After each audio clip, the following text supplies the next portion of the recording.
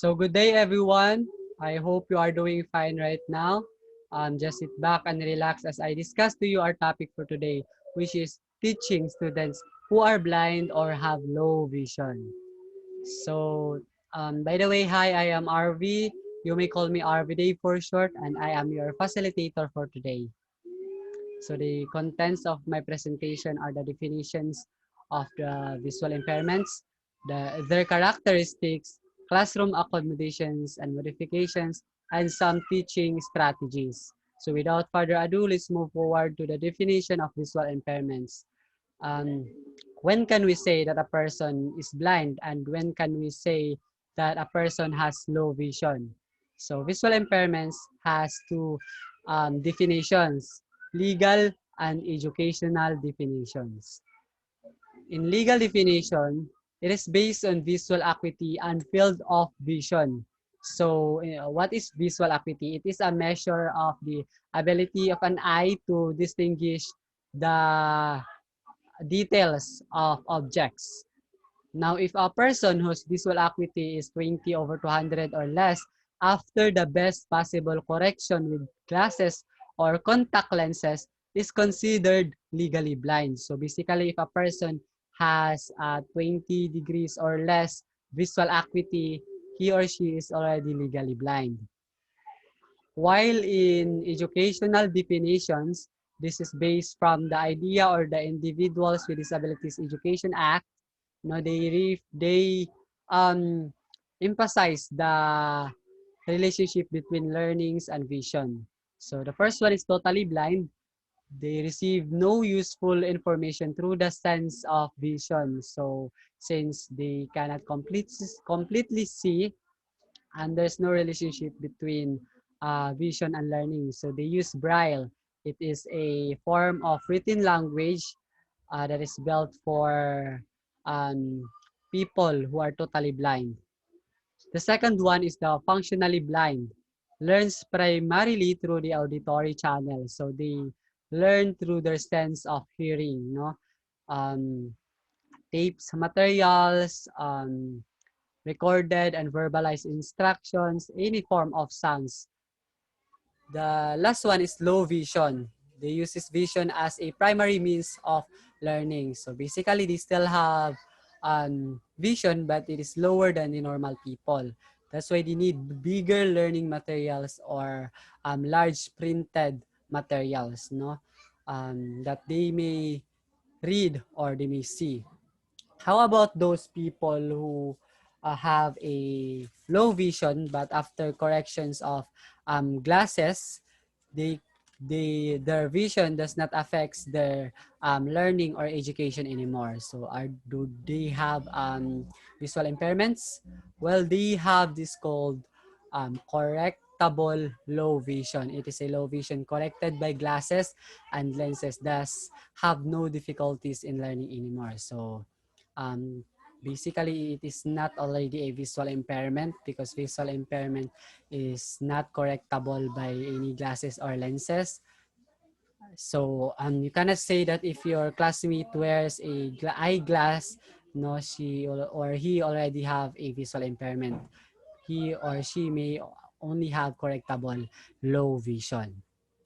So in this juncture, the characteristics of visual impairments in different domains like cognition and language, motor development and mobility, and social adjustments and interaction.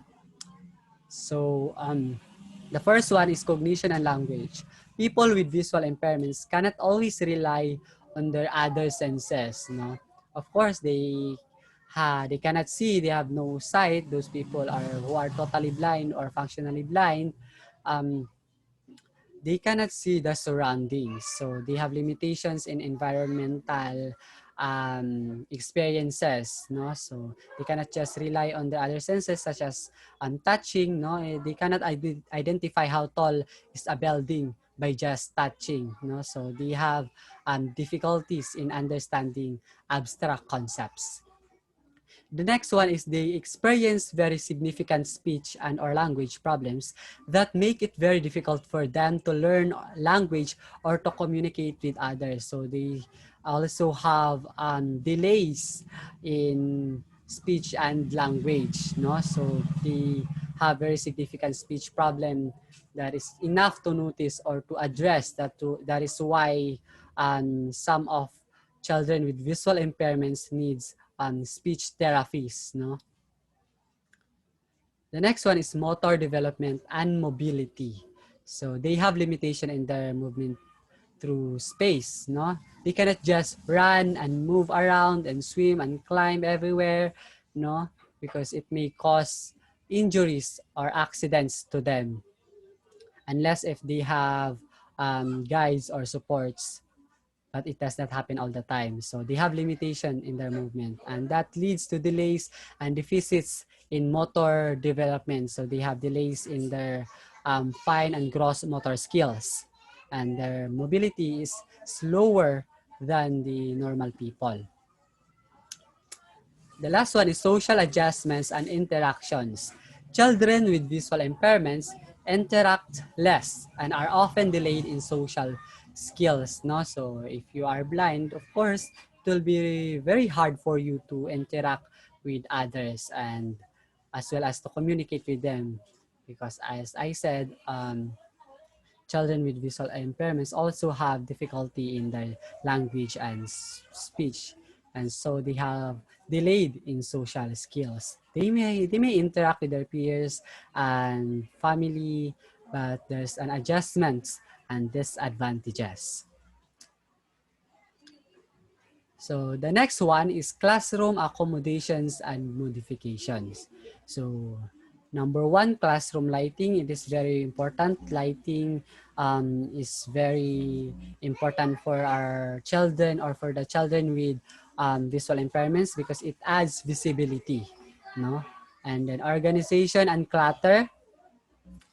um, you have to organize your classroom, your tables, your chairs, your desk, and it should stay in the same place forever.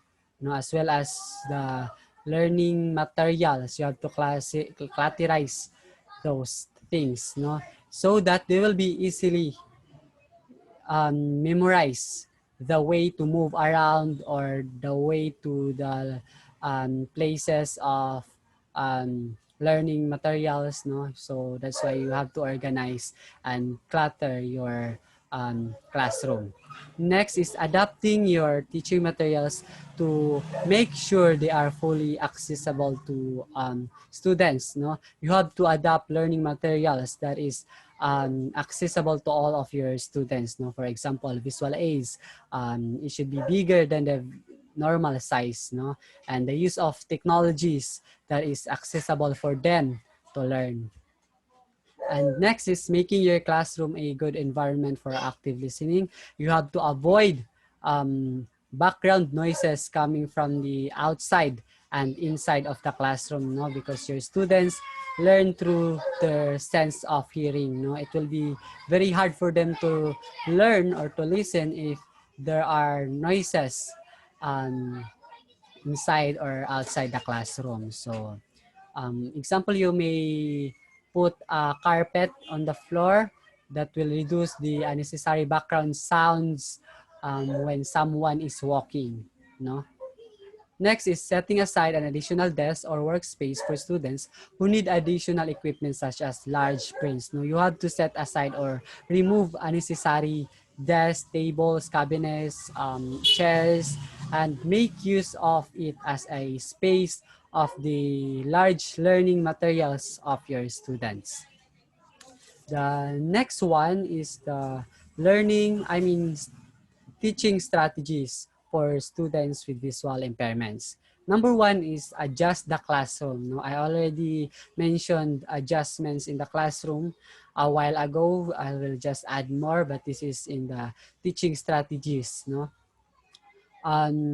you should be aware of the minimum font size you may that you may that you should use inside the class, no? The minimum font size should be 12 point. No, if it is lower than that, your students with low vision cannot read that anymore. No, it should be left aligned. Avoid large amount of italics because your students cannot identify those letters and words. And black capitals and underlining. Use bold for emphasis. No, the word should be bolded if you want to make an emphasis of it. And provide contrast. No, for example, the background is white, and then the writings should be color black so that it would be more readable. No, it would be more readable to your students with visual impairments. And then verbalize what is written on the board. No, you have to verbalize what is written on the board because some of your students, especially those totally blind and functionally blind, cannot see or cannot read what is written on the board. So you have to say it aloud to your students. And then they should sit in front, no? Especially that some of your students, their means of learning is through learning, no? It will be very hard for them to hear what you are talking when they are in the back, no? It would be better if they're in the front, no? Then set up the classroom so that all students can use the tools and equipments and participate in curriculum areas. No, you have to make sure that your classroom is an inclusive classroom that all of your students can participate. Next strategy is present curriculum content in different ways. No, since you have a different students in your class, you have to present curriculum content in different ways. Find out how your students use vision in different areas because as I already mentioned, there are 3 types of visual impairments. No, some of your students doesn't use anymore their vision and some use their vision that I lower vision. Use a range of teaching materials. No, it should be different. It should not be only one. For example, enlarge print for students with low vision, and then braille for students with who are totally blind, and then MP3 or taped materials for students who are functionally blind, no? Who the means of learning is through their sense of ears. And then give explicit and concrete instructions and explanations. You have to make sure that they understand what you are talking about. No, it should be explicit and concrete. And then the next one is stimulate interest and motivation for learning. You have to make sure that your students is interested in the way that you teach and in the way that they learn. No, make them interesting and make them motivated. So provide teaching materials in accessible formats and in the students' preferred medium. No, you may ask them what is the students' what is the preferred medium, no, so that it will stimulate interest, no, because a child will have an interest if the way you teach is their preferred medium, no. And the next one is use tactile learning materials. What are these learning materials? Tactile learning is an activities that involves the use of a hands, touching, drawing, building, moving. So, for example, using of a clay, molding a clay to make it circle. No, it will stimulate their interest because it's a fun activity for them. And then allow additional time to complete tasks. No, don't pressure your students because it takes time for them to learn. No, because they're not normal students. No, motivate them instead. No, don't pressure. Give them time and motivate your students. And then the last one is use technology and equipment.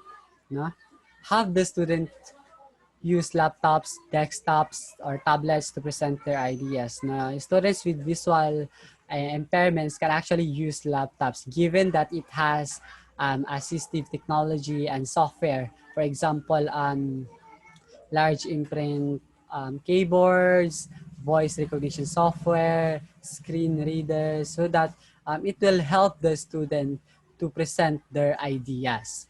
And then support students to use technology such as Braille or voice recognition software, no? Introduce them the technology that they can use. Voice recognition software, it is a software that translate the unfamiliar words that is coming from the mouth of a of a students that has a visual impairment, no? As I said earlier, they have a speech problem, so some people cannot understand them. So voice recognition software acts as the interpreters and translators. Allow students to use technology to take snapshots and upsize the content on the board, no? Let them use the camera and take pictures of what is written on the board, and so that they may zoom it on the screen, and then they can clearly read it and see what is written on the board or in the visual aids. So I think that's all. I will give you some examples of useful technologies and devices for students with visual impairments. The first one, that is a Braille. No, this is Braille. That is a form of written language that is built for people who are totally blind. No, as you can see, they use the sense of touch to read what is written on that material. Then screen reader. The second one is a screen reader. It is a software that translates text to speech. No, it automatically read what is written on the screen. No, actually, our smartphones have that feature. It is called the text to speech. It is in the settings. Now, in the third one is large print keyboards. Now, as you can see, it is bigger than the usual keyboards. The letters are bigger than the normal size. No, so that is very helpful for them to identify those letters. And the fourth one is monoculars. Those are magnifying eyeglass. No, it helps the students with visual impairments read and see small things and small letters. So the others are laptops, magnification software. It is a software that lets the students zoom out or zoom in the screen, the picture on the screen. And next is MP3. Of course, it is very useful for students who are functionally blind. No, the use of headsets and earphones, scanners, cell phones, and talking calculator. No, there's actually such as talking calculator. No, it's automatically read what is written in the calculator. No, what are the calculations and what are the numbers. So I think that's all. These are my sources. And thank you guys for listening. Have a great day.